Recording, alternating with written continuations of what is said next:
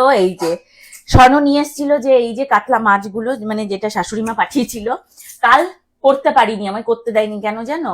তার কারণ হচ্ছে ফুলকপি ছিল না। এই যে বাজার থেকে ফুলকপি নিয়ে এসে মানে একটা না খেতে পাওয়া ফুলকপি, মানে তার আতুরও ছাড়ায়নি, এরকম একটা ফুলকপি নিয়ে এসে এখন আমায় বলছে আলু দিয়ে ফুলকপি দিয়ে আর এই যে ধনে পাতা দিয়ে আমাকে এই মাছ রান্না করে দাও।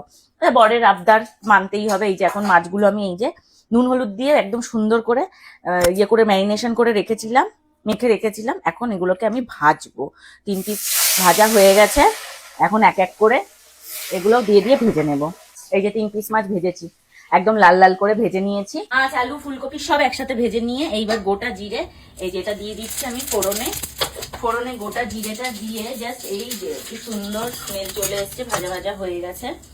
এইবার এর মধ্যে দেব হচ্ছে, আজকে আমি আদা রসুনটা আর বাটিনি, আমার কাছে যেটা পেস্ট রয়েছে, সুন্দর স্মেল এসে গেছে, আদা রসুনের পেস্টটা দিলাম।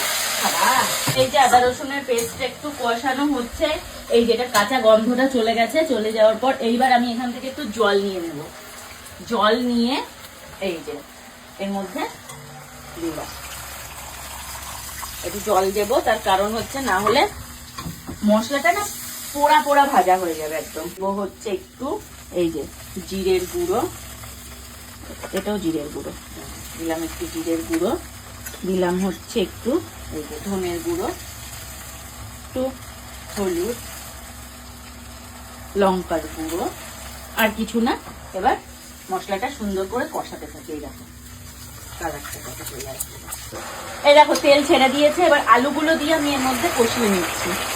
এই যে ফুলকপিটা দেবো না, ফুলকপিটা দিলে কি হবে বলো তো, ফুলকপি দিলে ফুলকপিটা না বেশি সেদ্ধ হয়ে যাবে, ঘেটে যাবে। ফুলকপি একদম নামানোর আগে দেবো।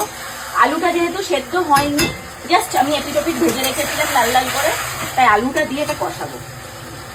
আলুটা কষাতে দিলে খুব ভালো একটা টেস্ট হয়, ভীষণ সুন্দর টেস্ট হয়। দেখবে আলুটা খুব বেশি গলবেও না, কিন্তু একটা ভালো টেস্ট হবে, আলুর মধ্যে মশলাটা ঢুকে যাবে। এই দেখো এখানে এই যে কষা হয়ে গেছে, একদম তেল ছেড়ে দিয়েছে। এইবার এর মধ্যে দিয়ে দিচ্ছি এই যে জল।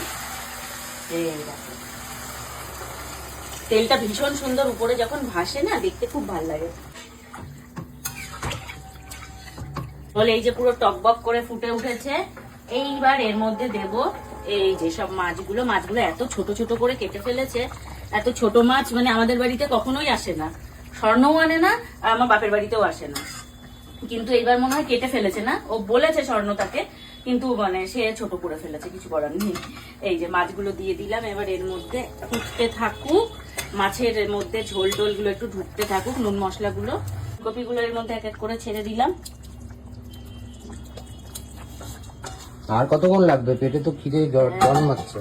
হয়ে গেছে, এই তো নামানোর টাইম জাস্ট হয়ে গেছে। এইবার এর মধ্যে জাস্ট এই যে ফুটতে দেবো 2-5 মিনিট, দেবো এই যে গরম মশলা এতটা।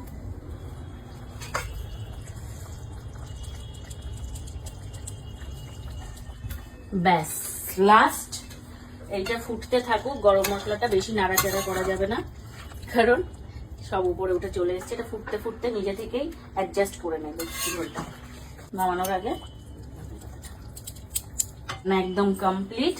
কেমন লাগলো রেসিপিটা? তোমরাও নিশ্চয়ই এইভাবেই করো, বেশিরভাগ মানুষই এইভাবেই করে। কে কিভাবে করো অবশ্যই জানিও। আমার রেসিপিটা কেমন লাগলো অবশ্যই জানিও। যদি এইভাবে কেউ না করে খাও, খেয়ে জানিও কেমন লাগলো।